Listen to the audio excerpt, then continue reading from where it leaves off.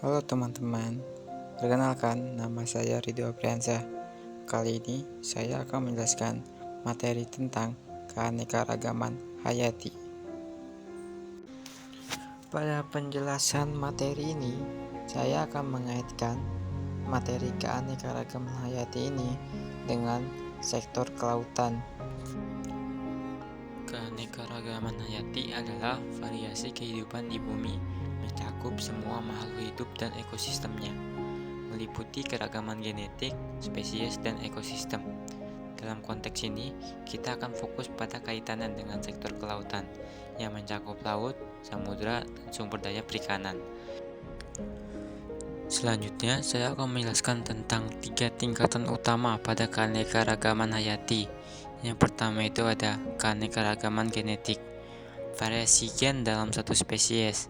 Contoh, berbagai jenis ikan tuna dengan ketahanan berbeda terhadap perubahan suhu laut. Lalu ada keanekaragaman spesies.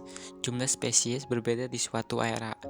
Lautan memiliki jutaan spesies, seperti terumbu karang yang mendukung ribuan jenis ikan di invertebrata. Lalu yang terakhir ada keanekaragaman ekosistem, variasi habitat seperti hutan mangrove, padang lamun, dan terumbu karang. Di sektor kelautan, ini sangat penting untuk ekosistem pesisir yang mendukung kehidupan manusia. Selanjutnya, saya akan menjelaskan tentang pentingnya keanekaragaman hayati ini. Pertama, keseimbangan ekosistem. Spesies saling bergantung. Hilangnya satu spesies bisa memicu efek domino, seperti penurunan populasi ikan karena kerusakan terumbu karang. Lalu ada manfaat ekonomi. Sektor kelautan bergantung pada ini untuk perikanan, pariwisata seperti snorkeling dan diving, dan obat-obatan, bahan dari laut seperti antibiotik dari spons laut. Dan yang terakhir, ada adaptasi terhadap perubahan. Keanekaragaman membantu ekosistem bertahan dari ancaman seperti pemanasan global yang menyebabkan bleaching terumbu karang. Menurut data IUCN, 25% spesies laut terancam punah dan kehilangan biodiversity bisa mengurangi pendapatan sektor kelautan hingga miliaran dolar per tahun. Sektor kelautan sangat tergantung pada keanekaragaman hayati. Ekosistem laut sebagai penyimpan biodiversity.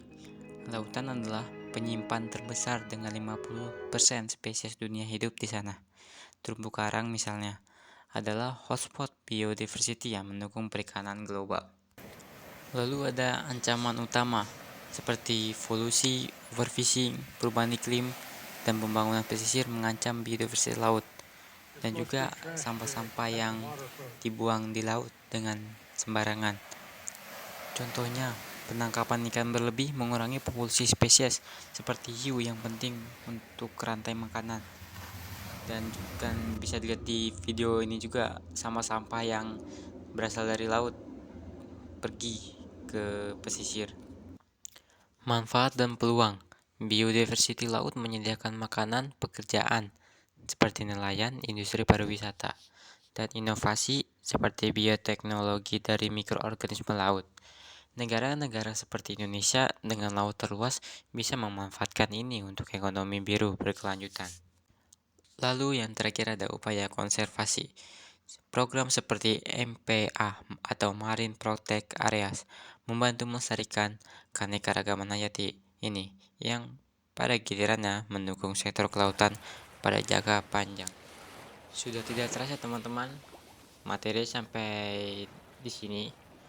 Mungkin itu saja materi yang bisa saya sampaikan tentang keanekaragaman hayati dengan kita kaitkan dengan sektor kelautan. Mungkin kurang lebihnya mohon maaf. Sekian dari saya. Assalamualaikum warahmatullahi wabarakatuh.